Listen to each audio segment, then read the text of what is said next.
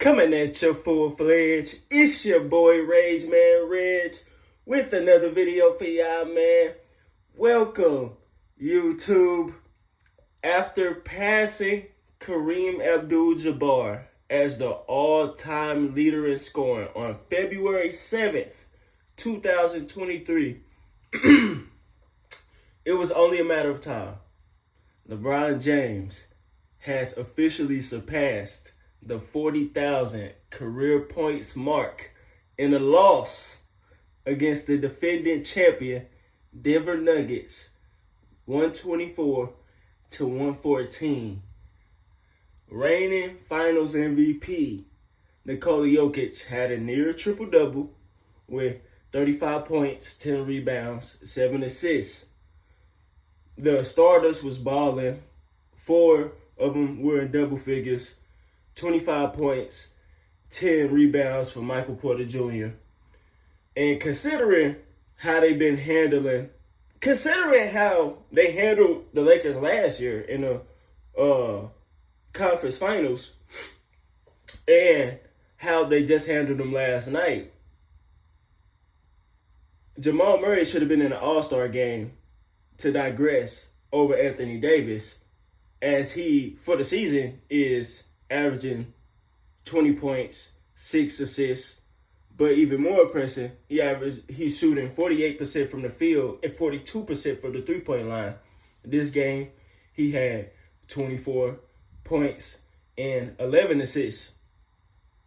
Now, as the Los Angeles Lakers are still ranked 10th in the Western Conference, and I've expressed my displeasure with James's antics in the past, this is one of those records that leaves a bittersweet taste. While the L Train is the all-time leader in points, has the most seasons averaging at least 25 with 19, has the 6th highest career average and the second most 30-point games.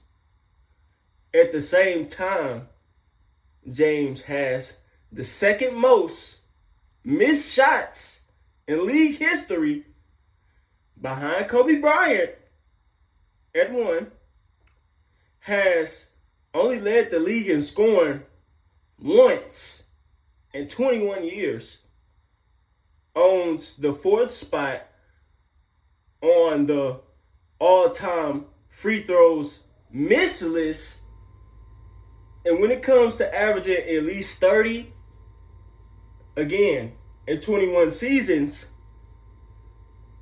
he has done it 3 times. Let's make it clear. I am not discrediting the feat at all. I'm just getting into the details on the precedent behind the way it was said. In Bron's case, you don't have to be the most dominant scorer in terms of point average. You don't have to be the most versatile scorer. You don't even have to be the most efficient scorer in certain areas of the floor. You simply have to average a set amount of points in the midst of drastic changes in the sports' defensive play, as well as the elongation of your career due to sports medicine, thus infecting the talent ecosystem. I can already hear it. Why you hating? He's the only one that's came close to setting a record. Well, just like most of the time, they only half right. In terms of the fewest games to score 30,000 points, LeBron James ranks 4th. Wilt Chamberlain and Michael Jordan are the top 2 with just under 1,000 games played, with both respectively having the most scoring titles ever. I think they could have did it. and in a more organic way. They played in a more organic way, unlike James. And you can see it. It's more his way to it has been more calculated and intentional. Again, look what I said before. And not to mention, those players, again, Wilt Chamberlain and Michael Jordan, Michael Jordan and Wilt Chamberlain, they also are the top two of the highest career averages in league history with 30.1. They both averaged 30.1, but Michael Jordan a little above Wilt. Wilt Chamberlain in his career, it was a little after his Philadelphia run. By the time he got to the Lakers, Jerry West was the primary scorer. Then Gil Goodrich came along. He was playing the Bill Russell role. He was a defensive anchor, blocking shots, getting rebounds. He could still drop 50 points here and there, but that was his primary role. So he stopped scoring. But at the same time, you have to remember, Wilt Chamberlain before Kareem Abdul-Jabbar had the all-time leader. I'll get to that. Wilt Chamberlain retired the all-time leader in scoring. Again, the fastest player to get there. He stopped scoring.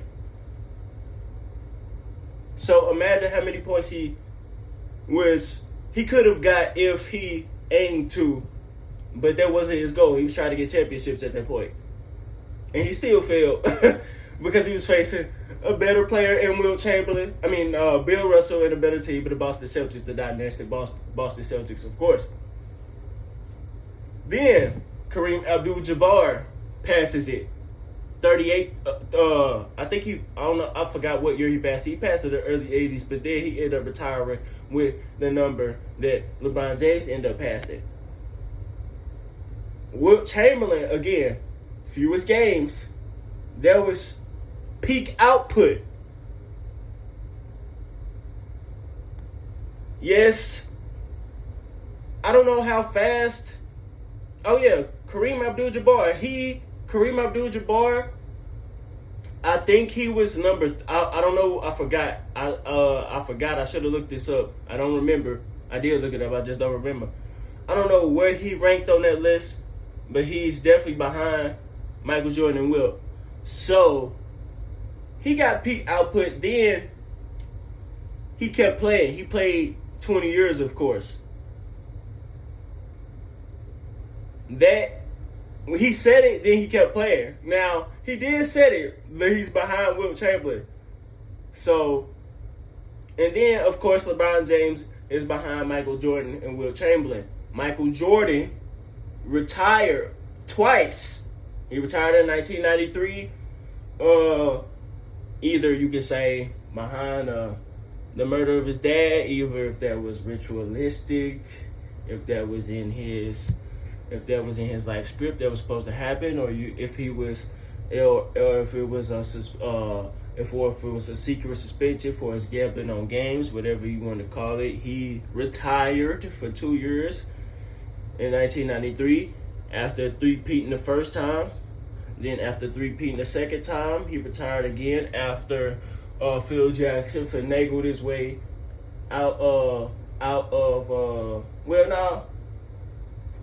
he didn't finagle his way because Jerry Krause expressed how he wasn't going to rehire him no matter how many championships they won, because the rivalry they had over that whole span. But Phil Jackson backdoored again Michael Jordan again, expecting to come back in the condition that Phil Jackson would be the coach. He later found out Phil Jackson was going to other ventures to handle other assets, and a Shaquille O'Neal, then a burgeoning Kobe Bryant. That happened. then so forth. But I'm digressing. Michael Jordan, he had halted points in his career. So, but again, he got there second fastest, just 19 games short. 941 for Michael Jordan. No. 960 for Michael Jordan, 941 for Wilt. So, again, longevity, peak output. We know the shit about LeBron James. I ain't gonna go too hard on him. But yeah, man, that's all I gotta say. For real. Finally, I do credit Bron's ability to adapt and remain consistent. However, it's always more that meets the eye when talking about the LeBron James stat. You gotta remember that. You gotta know what you're talking about too, because motherfuckers will spin some shit on you, bro. I see it all the time on social media, bro. People act like they doing something just, but they know they doing something hella dishonest. So it's your responsibility to know what you're talking about. In conclusion, I want to know, does this add to LeBron's legacy? Yes or no? Let me know. But first, hit that like button, comment at the beginning, middle, and end of the video, share for others to see, subscribe if you're new, and hit that notification bell so you can be notified every time I drop. And